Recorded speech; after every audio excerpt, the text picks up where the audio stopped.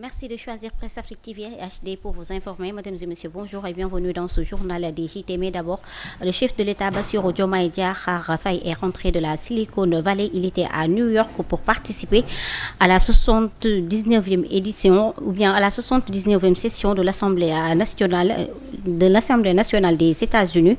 En faisant le bilan de sa mission, le président de la République, Bassirou Diomaye Diakhar Faye, a exprimé son soutien au peuple aux victimes des inondations. Je vous propose de l'écouter.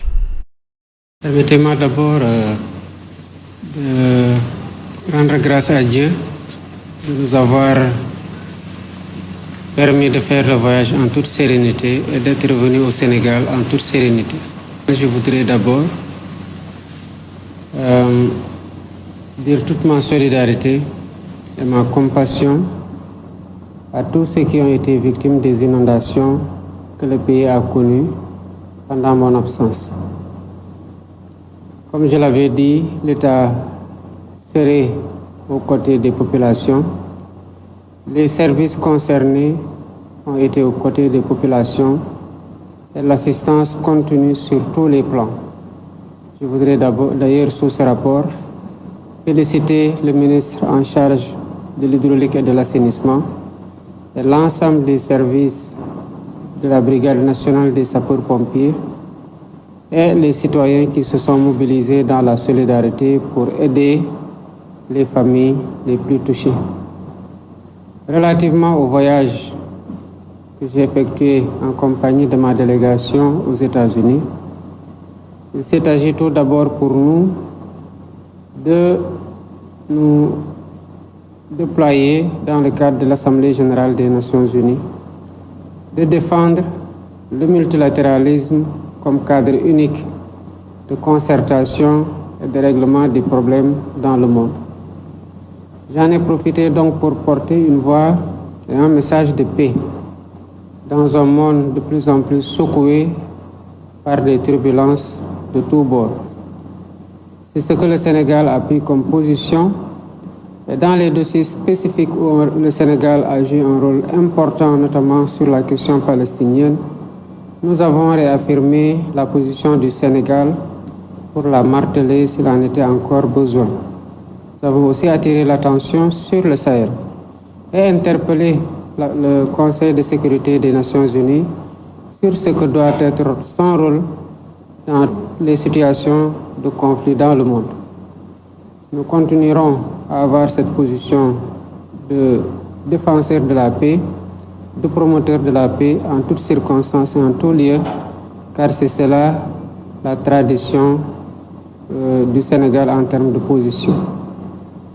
J'en ai profité aussi naturellement, parce que les visites doivent toujours être l'occasion de faire la promotion du pays, de discuter avec des investisseurs, notamment dans le cadre de la réalisation des promesses que nous avons faites au Sénégal, étant convaincu que la solidarité internationale et le partage d'expériences seront la clé de succès de tout gouvernant, particulièrement en Afrique. Cela m'a mené à visiter la Silicon Valley dans le cadre de la mise en œuvre prochaine de la vision 2050 qui sera présentée le 7 octobre de cette année et du nouveau référentiel le même jour, notamment dans son volet digital. Nous savons tous ce que les États-Unis représentent en matière de progrès technologique, ce qui est symbolisé par la Silicon Valley.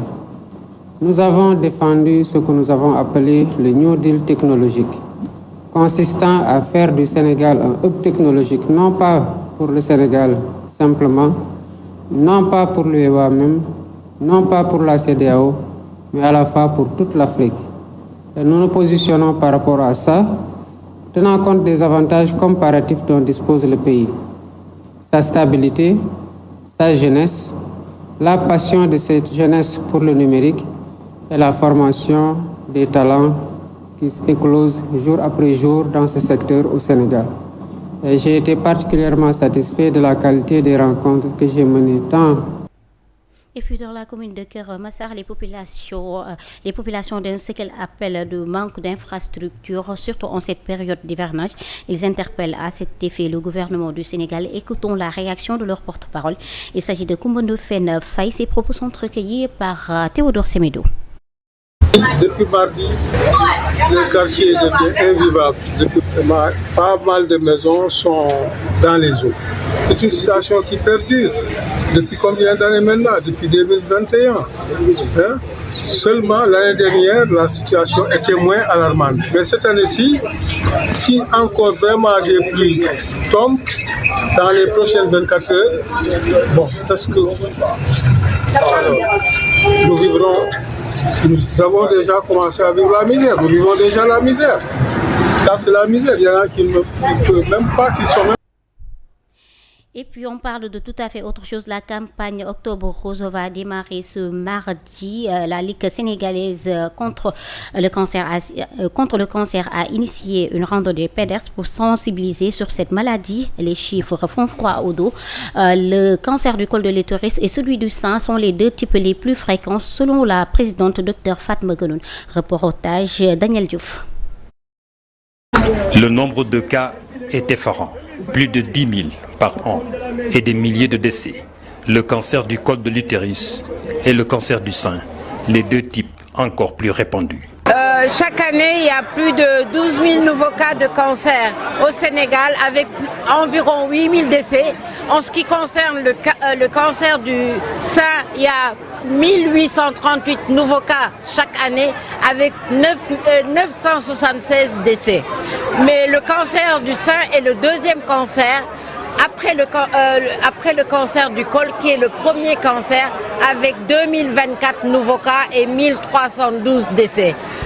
Donc au Sénégal, les cancers gynécologiques, quand on prend tous sexes confondus, les cancers gynécologiques sont les premiers cancers.